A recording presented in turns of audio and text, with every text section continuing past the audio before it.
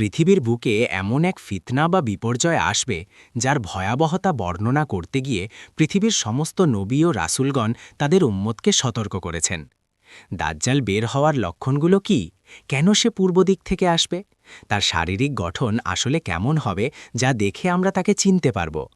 দাজ্জালের বিশাল বাহিনীকে কিভাবে পরাজিত করবেন? আর আমরা এই ফিতনা থেকে বাঁচতে আজ থেকে কি আমল করতে পারি? এসব গুরুত্বপূর্ণ প্রশ্নের উত্তর জানতে হলে সম্পূর্ণ ভিডিওটি দেখুন। আমাদের প্রিয় নবী মোহাম্মদ সাল্লাল্লাহু আলাইহি ওয়াসাল্লাম প্রতিটি নামাজের শেষ বৈঠকে সালাম ফেরানোর আগে একটি বিশেষ দোয়া পাঠ করতেন।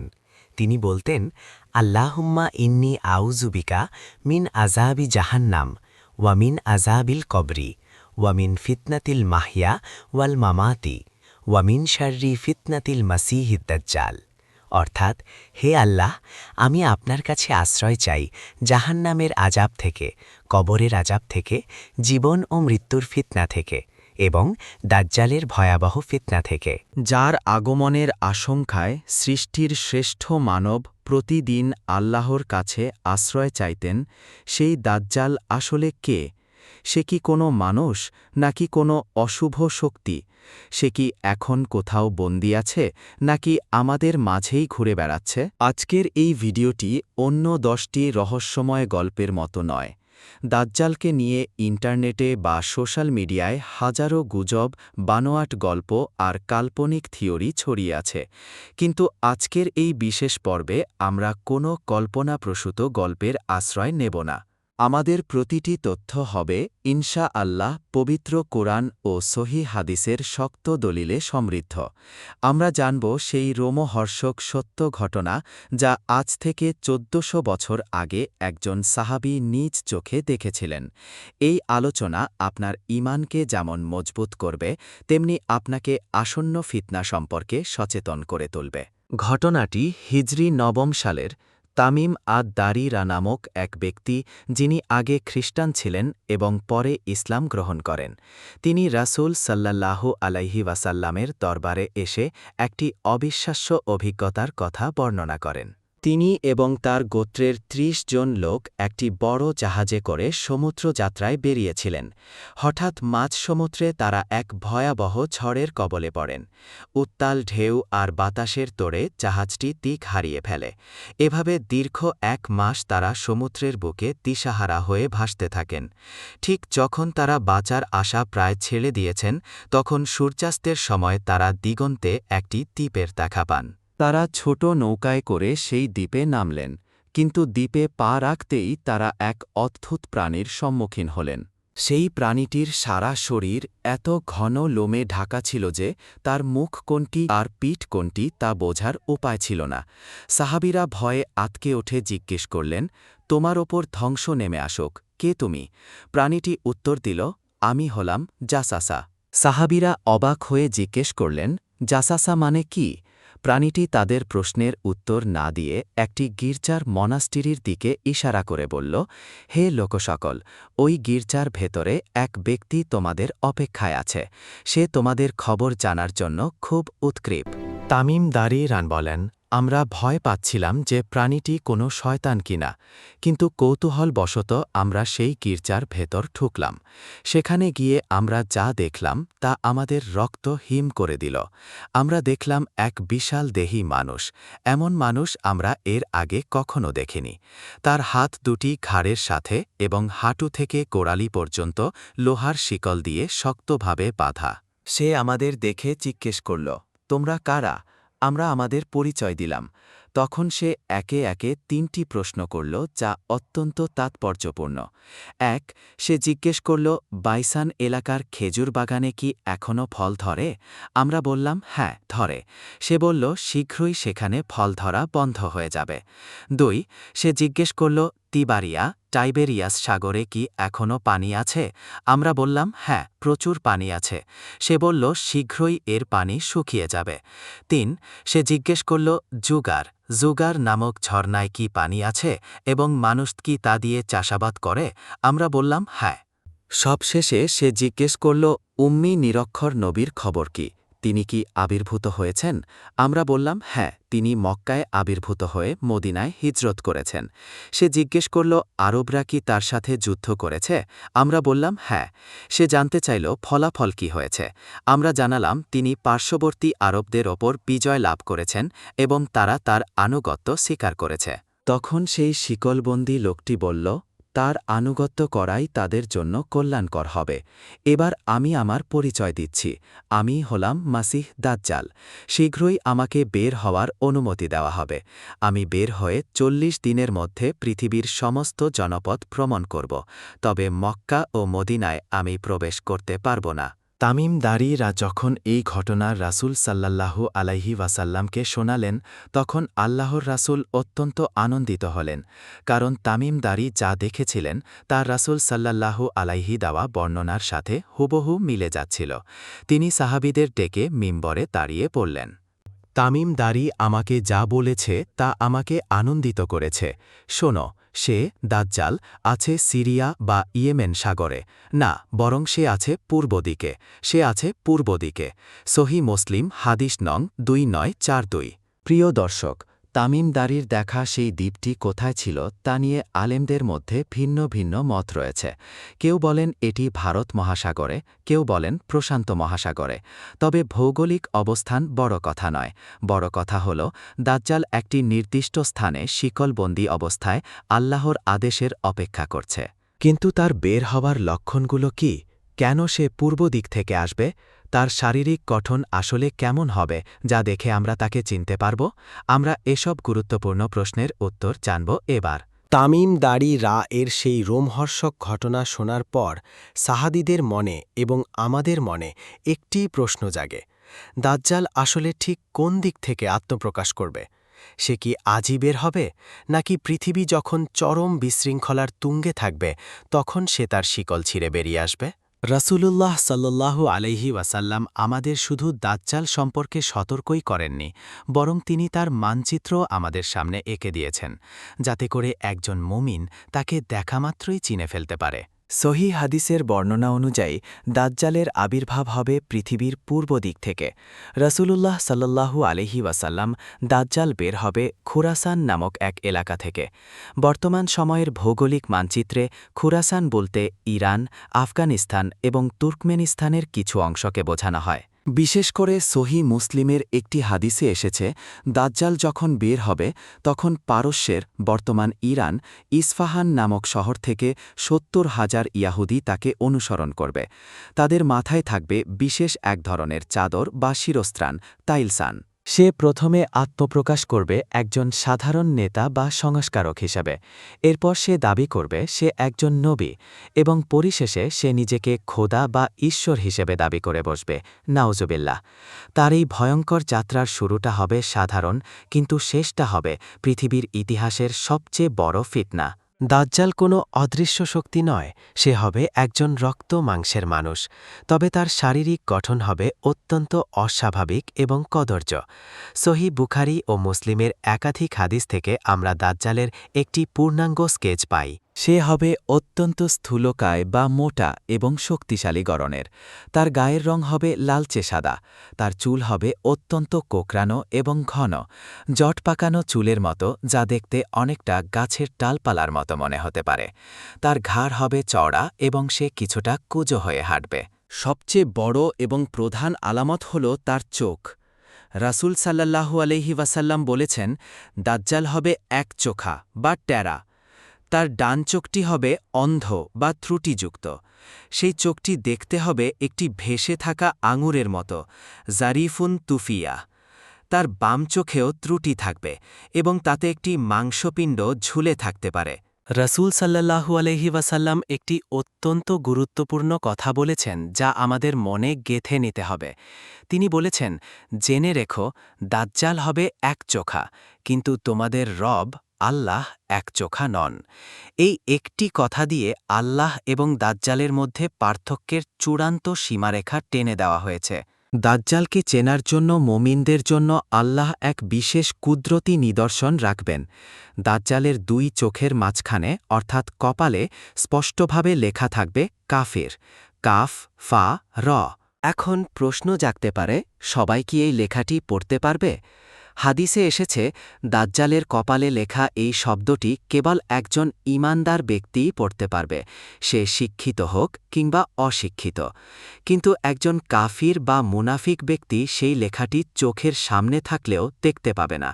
এটি হবে ঈমানের নূর বা অন্তর্দৃষ্টির বিষয়। যার হৃদয়ে এক বিন্দু খাঁটি ঈমান আছে, সে দাজ্জালকে দেখলেই বুঝে যাবে এ সেই মিথ্যুক মহামানব। দাজ্জাল ঝড়ের গতিতে পুরো পৃথিবী ভ্রমণ করবে।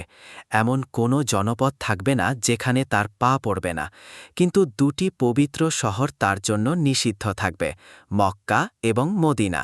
দাজ্জাল যখন মদিনার কাছে এসে পৌঁছাবে, সে মদিনায় ঢুকতে চাইবে। কিন্তু মদিনার প্রতিটি প্রবেশপথে ফেরেশতারা তরবারি নিয়ে পাহারারত থাকবেন।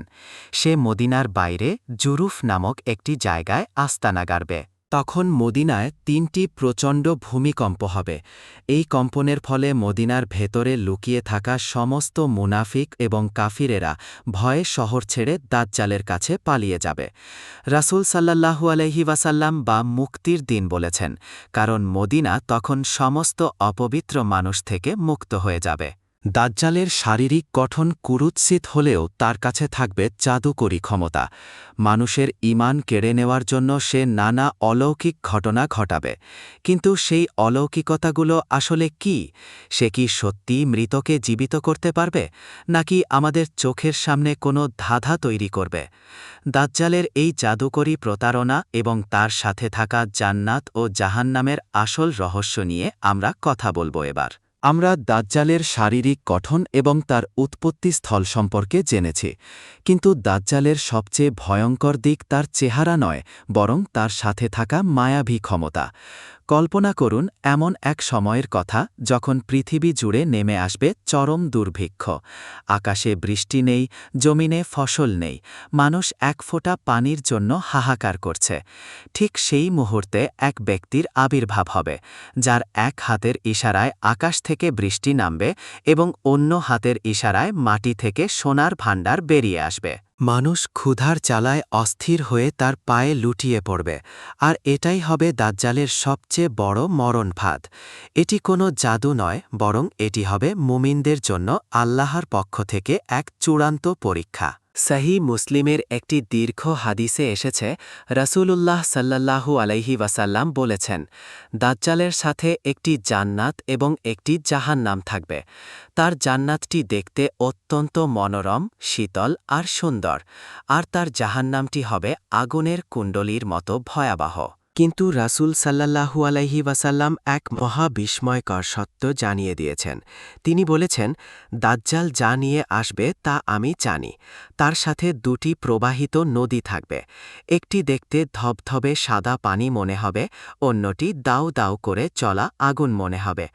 তোমাদের মধ্যে কেউ যদি সেই সময় উপস্থিত থাকে, সে যেন আগুনের নদীটিতে ছাপ দেয়, কারণ সেই আগুনের নদীটি আসলে শীতল এবং সুস্বাদু পানি। সহিহ মুসলিম। অর্থাৎ দাজ্জাল যা দেখাবে তার উল্টোটি হবে সত্য। সে যাকে জান্নাত বলবে সেটি আসলে জাহান্নাম, আর যাকে সে শাস্তি দেবে সেটিই হবে আল্লাহর রহমত। দাজ্জালের ফিতনা কেন এত শক্তিশালী হবে? কারণ সে মানুষের মৌলিক চাহিদাকে পুঁজি করবে। হাদিসে এসেছে, দাজ্জাল কোনো এক জনপদে গিয়ে নিজেকে রব হিসেবে দাবি করবে। যারা তাকে বিশ্বাস করবে, সে আকাশকে আদেশ করবে বৃষ্টি বর্ষণ করতে। সাথে সাথে মুষলধারে বৃষ্টি নামবে এবং মাটি থেকে প্রচুর ফসল উৎপন্ন হবে। তাদের গবাদি পশুরা এত দুধ দেবে যা আগে কখনো দেয়নি। অন্যদিকে যারা তাকে অস্বীকার করবে এবং বলবে আল্লাহই আমাদের একমাত্র রব, দাজ্জাল তাদের ওপর ক্ষিপ্ত হবে। ফলশ্রুতিতে সেই এলাকায় চরম দুর্ভিক্ষ দেখা দেবে। তাদের হাতে ধন সম্পদ বা খাবার কিছুই অবশিষ্ট থাকবে না। এটি হবে ঈমানের এমন এক পরীক্ষা যেখানে পেটের ক্ষুধা আর হৃদয়ের বিশ্বাসের মধ্যে লড়াই চলবে। দাজ্জাল মানুষকে ধোঁকা দেওয়ার জন্য শয়তানের সাহায্য নেবে। সে কোনো এক ব্যক্তির কাছে গিয়ে বলবে, আমি যদি তোমার মৃত বাবা মাকে জীবিত করে দেই, তবে কি তুমি আমাকে রব হিসেবে মানবে? হ্যাঁ।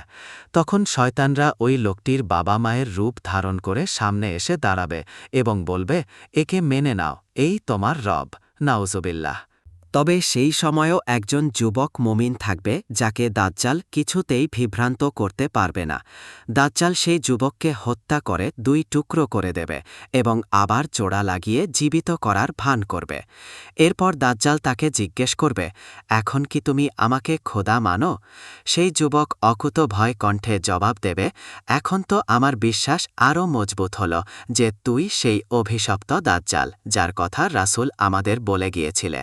তখন দাজ্জাল তাকে পুনরায় হত্যা করতে পারবে, কিন্তু সে আর সফল হবে না। ওই সময়ের শ্রেষ্ঠ শহীদদের একজন। সাহাবীরা রাসূল সাল্লাল্লাহু আলাইহি ওয়াসাল্লাম, হে আল্লাহর রাসূল, দাজ্জাল পৃথিবীতে কতদিন অবস্থান করবে? রাসূল সাল্লাল্লাহু আলাইহি ওয়াসাল্লাম 40 দিন। তবে এর প্রথম দিনটি হবে 1 বছরের সময়, দ্বিতীয় দিনটি হবে 1 মাসের সময়, তৃতীয় দিনটি হবে 1 সপ্তাহের সময়, আর বাকি দিনগুলো হবে তোমাদের সাধারণ দিনের মতো। সহিহ মুসলিম। এই কথা শুনে সাহাবীরা চিন্তিত হয়ে পড়লেন। তারা নিজেদের ব্যক্তিগত সুখ দুঃখের কথা ভাবেননি, বরং তারা ভাবলেন ইবাদতের কথা। তারা জিজ্ঞেস করলেন, হে আল্লাহর রাসূল, যে দিনটি 1 বছরের সমান হয় সেই দিনটি কি আমাদের 5 ওয়াক্ত নামাজ পড়লেই চলবে? রাসূল সাল্লাল্লাহু বললেন, না, বরং তোমরা সময় হিসাব করে আন্দাজ করে নামাজ পড়বে। সাহাবীদের ঈমান দেখুন। আজকের যুগে যখন আধুনিক বিজ্ঞান বলছে সময়ের আপেক্ষিকতা, টাইম ডাইলেশন সম্ভব, রাসূল সাল্লাল্লাহু 1400 বছর আমাদের সেই মহাজাগতিক সময়ের হিসাব শিখিয়ে দিয়েছেন। দাজ্জাল যখন সারা পৃথিবীতে তার ত্রাসের রাজত্ব কায়েম করবে, মক্কা মদিনা ছাড়া প্রতিটি জনপদ যখন ফিতনায় আক্রান্ত হবে, ঠিক তখন মুমিনদের সাহায্য করার জন্য আকাশ থেকে কেউ একজন নেমে আসবেন। তিনি কোনো ফেরেশতা নন, বরং আল্লাহর এক জলিলুল কদর নবী। কে সেই মহাপুরুষ? দামেস্কের সাদা মিনারে সেদিন কি ঘটবে? দাজ্জালের বিশাল বাহিনীকে তিনি কিভাবে পরাজিত করবেন? আর আমরা এই ফিতনা থেকে বাঁচতে আজ থেকে কি আমল করতে পারি? জানতে হলে সম্পূর্ণ ভিডিওটি দেখুন। দাজ্জাল যখন তার ফিতনার চূড়ায় পৌঁছাবে, যখন পৃথিবীর প্রতিটি কোণ তার অত্যাচারে থরথর করে কাঁপবে এবং মুমিনরা যখন কোণঠাসা হয়ে পড়বে, ঠিক তখন আকাশ থেকে নেমে আসবে মহান আল্লাহর এক বিশেষ সাহায্য। যখন কোনো পথ খোলা থাকবে না, তখন আসমান থেকে নেমে আসবেন এমন এক নবী যাকে আল্লাহ দাজ্জালকে খতম করার জন্য আসমানে তুলে নিয়েছিলেন। রাসূলুল্লাহ সাল্লাল্লাহু আলাইহি ওয়াসাল্লাম বলেছেন, দাজ্জালের সেই ফিতনার শহরের পূর্ব দিকে অবস্থিত সাদা মিনার আল মানারাতুল বাইদা এর ওপর ঈসা ইবনে মারিয়াম আলাইহি অবতরণ করবেন। তিনি 2 জন ফেরেশতার ডানা বা কাঁধে হাত রেখে নিচে নামবেন। তার মাথা থেকে টপ টপ করে পানি পড়বে, যেন তিনি এই মাত্র গোসল করে বেরিয়েছেন। সেই পানির ফোঁটাগুলো মুক্তার মতো উজ্জ্বল দেখাবে। তিনি যখন নিচে নামবেন তখন নামাজের সময় হবে। ইমাম মাহদী আলাইহি তাকে দেখে বলবেন, আসুন, আপনি আমাদের ইমামতি করুন। কিন্তু ঈসা আলাইহি বিনীতভাবে বলবেন, না, এ উম্মতের জন্য তোমাদের মধ্যেই ইমাম নিযুক্ত করা হয়েছে। অর্থাৎ তিনি উম্মতে মোহাম্মাদির অন্তর্ভুক্ত হয়ে নামাজ আদায় করবেন। নামাজ শেষে ঈসা আলাইহি বলবেন, মসজিদের দরজা খুলে দাও। দরজা খুলতেই ওপাশে দেখা যাবে দাজ্জালকে এবং তার সাথে থাকবে 70,000 সশস্ত্র ইয়াহুদী সৈন্য। দাজ্জাল যখনই ঈসা আলাইহিকে দেখতে পাবে, সে ভয়ে কাঁপতে শুরু করবে। রাসূল সাল্লাল্লাহু আলাইহি ওয়াসাল্লামকে দেখা মাত্রই দাজ্জাল লবণের মতো গলে যেতে শুরু করবে। কিন্তু ঈসা আলাইহি তাকে ছাড়বেন না। তিনি বর্তমান ফিলিস্তিনের তেল আবিবের কাছে অবস্থিত বাব-ই-লুদ, গেট অফ লাড নামক স্থানে দাজ্জালকে ধরে ফেলবেন। সেখানে তিনি তার বল্লম দিয়ে দাজ্জালকে আঘাত করবেন এবং তাকে হত্যা করবেন। দাজ্জালের সেই মায়াবী রাজত্বের পতন ঘটবে এক নিমেষেই। মুমিনরা চিরস্থায়ী বিজয় লাভ করবে এবং পৃথিবীতে শান্তি ও ন্যায়বিচার প্রতিষ্ঠিত হবে। প্রিয় দর্শক, দাজ্জাল এখনও আসেনি ঠিকই, কিন্তু দাজ্জালের অনুসারী ফিতনাগুলো আমাদের চারপাশ ঘিরে ফেলেছে। তাই আমাদের এখনই প্রস্তুতি নিতে হবে। রাসূল সাল্লাল্লাহু আলাইহি ওয়াসাল্লাম আমাদের কিভাবে আমরা এই ফিতনা থেকে নিজেদের ও পরিবারকে বাঁচাতে পারি। রাসূল সাল্লাল্লাহু আলাইহি ওয়াসাল্লাম সূরা কাহাফের প্রথম 10টি আয়াত মুখস্থ করবে, সে দাজ্জালের ফিতনা থেকে নিরাপদ থাকবে। সহিহ মুসলিম। অনেকে শেষ 10 আয়াতেরও কথা বলেছেন, তাই আমাদের উচিত অন্তত এই 10টি আয়াত প্রতিদিন তিলাওয়াত করা এবং মুখস্থ রাখা। প্রতিটি নামাজের শেষ বৈঠকে আমরা যে দোয়াটি পড়ি, আল্লাহুম্মা ইন্নি আউযু বিকা মিন আযাবি জাহান্নাম, সেটি কোনোভাবেই বাদ দেবেন না। এই দোয়াটি দাজ্জালের হাত থেকে বাঁচার সবচেয়ে বড় ঢাল। সম্ভব হলে এবং সুযোগ থাকলে মক্কা ও মদিনার মতো পবিত্র শহরে অবস্থান করা, কারণ দাজ্জাল সেখানে প্রবেশ করতে পারবে না। দাজ্জাল আসবে মানুষের অভাব আর ক্ষুধাকে পুঁজি করে। যদি আপনার হৃদয়ে আল্লাহর ওপর পূর্ণ ভরসা এবং তাওহীদের জ্ঞান থাকে, তবে সে আপনাকে কোনোভাবেই বিভ্রান্ত করতে পারবে না। দাজ্জালের কাহিনী কেবল ভয় পাওয়ার জন্য নয়, বরং সতর্ক হওয়ার জন্য। এটি আমাদের স্মরণ করিয়ে দেয় যে পৃথিবীর সমস্ত চাকচিক্য আর অলৌকিকতা একদিন শেষ হয়ে যাবে, কেবল টিকে থাকবে সত্য আর ঈমান।